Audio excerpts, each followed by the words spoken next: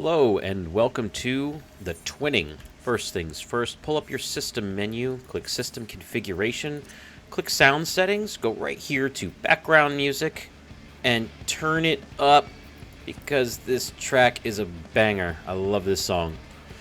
Munch on some food and turn on tank stance. And now we're going to sit here and wait patiently for us to be there we go. So starting out the twinning, there will only be one pull here, so we don't have to do anything except dive in and pull aggro. So we're just going to jump in, and we are going to use our AoE attack to make sure we have aggro on everything. Oops, that's the wrong button. It's been a while since I played Dark Knight, so bear with me here as I remember all of my shortcuts. I'll just let you enjoy the music.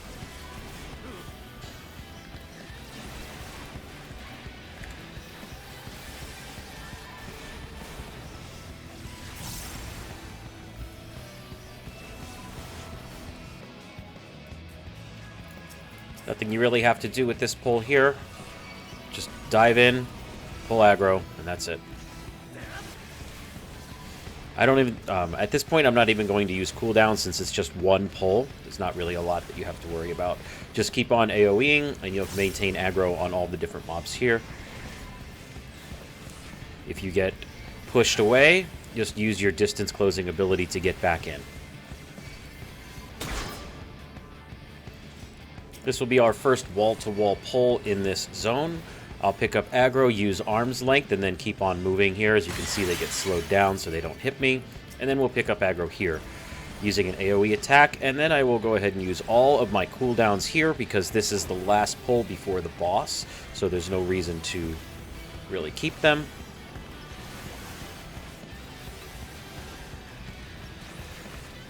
You don't need the cooldowns for the boss. Go ahead and call in my shade here, just because there are lots of dudes. All of my, use my oh shit ability there. Health is extremely low.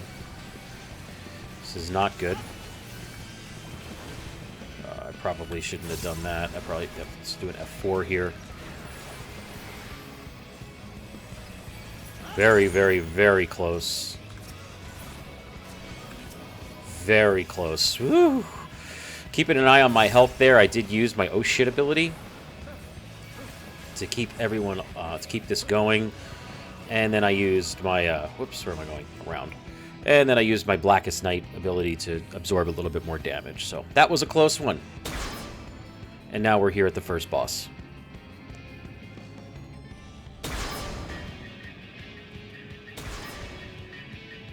Alright, take two. Let's try this one more time, see if we have any better luck.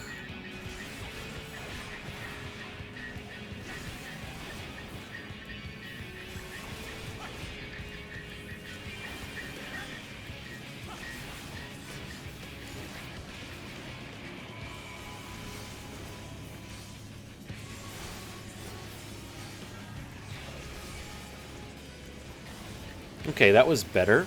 We didn't break any pods on that first one, although this guy was, the samurai was still out of position. He just got a little bit lucky on how that one ended up.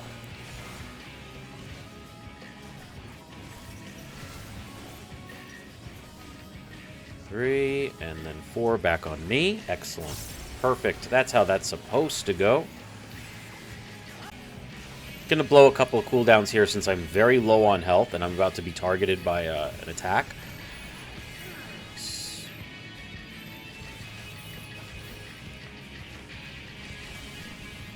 And again, attempting to position the boss so it does not break the pod. Technically, that should have been back there, but you know what? That's okay. We can work with that. And he's going to... There you go. Better. Better. Switching over to Darkest Night, using more cooldowns here. We are not doing very well. Our healer is at basically, he's at 65% mana, and everyone's just dying. He's not healing. Pretty tough, actually, here. Okay. Okay.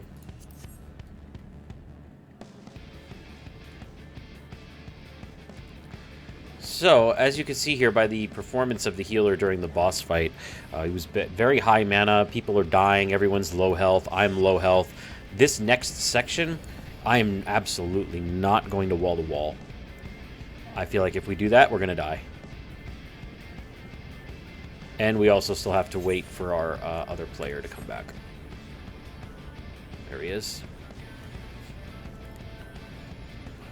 So we're just going to go one pull at a time. I can pull in the patrol, that's okay. But I'm not going to pull this to the door. Absolutely not. So the only thing we have to do here is just normal AoE ability, AoE spam. Using my enemy list to pick up aggro on the one that went and attacked my, my red mage there. And then continuing AoE spam here. Positioning is not critical here at all. It's just a couple of dudes. Not really a lot to this. I'll dive into these and I'll pull the patrol, but that's really it. I'm not going to go down there. Now, if I had a good healer, and I know I had a good healer, I would absolutely be pulling this down here to this wall. Absolutely. We'll go ahead and use a couple of cooldowns here as well as throw in a Blackest Night in there, just help him out a little bit. Diving in, AoE attack. That's it. We're at the wall, we're at the next boss. Nothing else to really do here. Just AoE spam, bring him down. Okay, everyone's here. We'll dive into the boss and turn it around. And let's see how this one goes.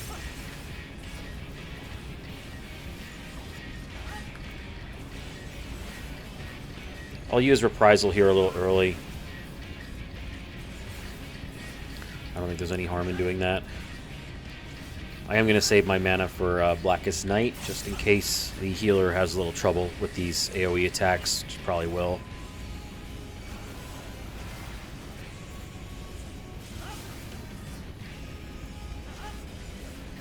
Again, pointing the boss to the outside as often as I can.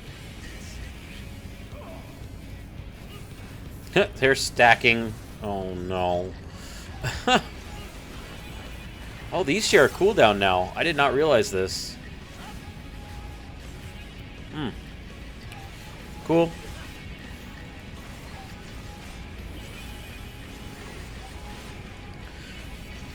Using my mana for Blackest Night, you could see the health was getting kind of low for some of our party members there.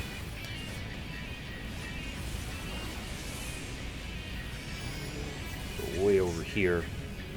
Just to get out of the way, because these folks obviously are not too familiar with this.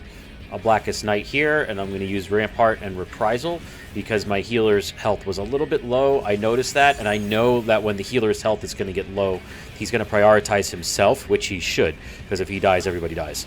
So making it so he doesn't have to worry about me so much during that time when his health was low. Sure, let's use a limit break here. Cool. Why not? Make sure everyone's here. I will dive in, AoE attack, arm's length, and then I'll move on to the next pull. And the reason I can do that is because these guys are just very low health mobs. These ones should be, I should be able to navigate through this.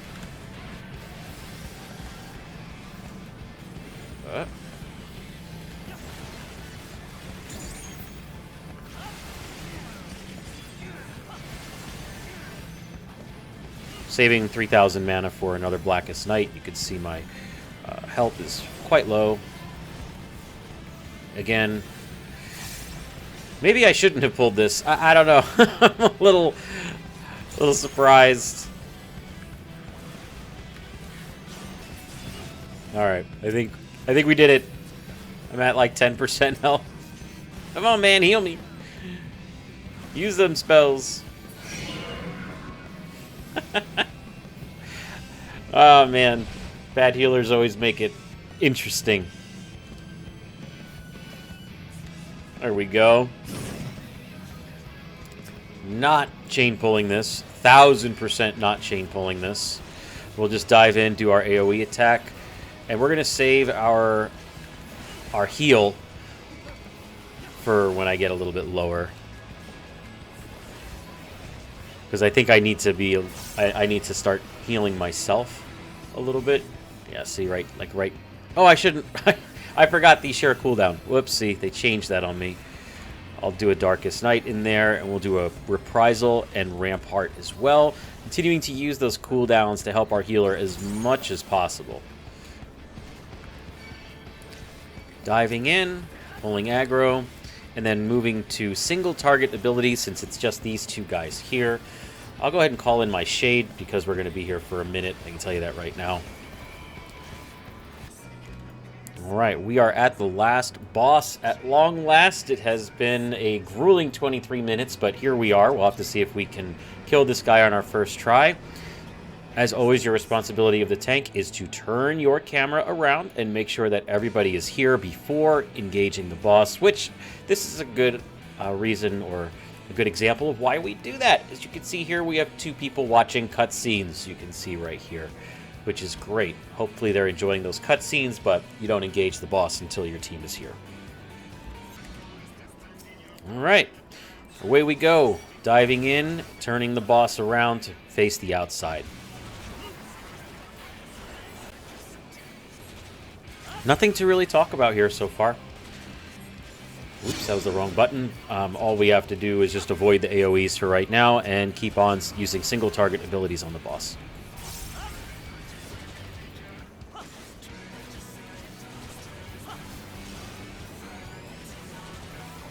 Keeping an eye right here to see if what the boss is going to cast. Rail Cannon, I think that's a tank buster. I'm going to go ahead and use Blackest Night, and it is.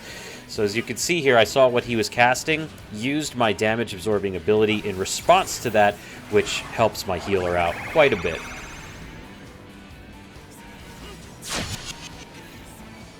And we're going to avoid those attacks by moving to a safe location.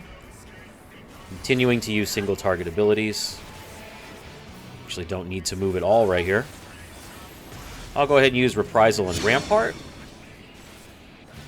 And point the boss back to where I want him. Calling in my Shade.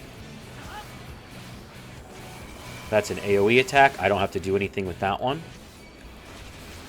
Watching again for the Rail Cannon. Might be coming up again soon here. Nope.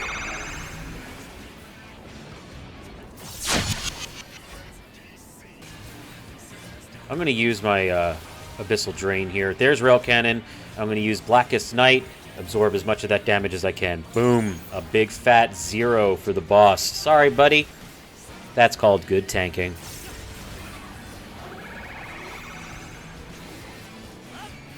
And we don't really have to move too much here. I'm going to use my magic damage reduction ability.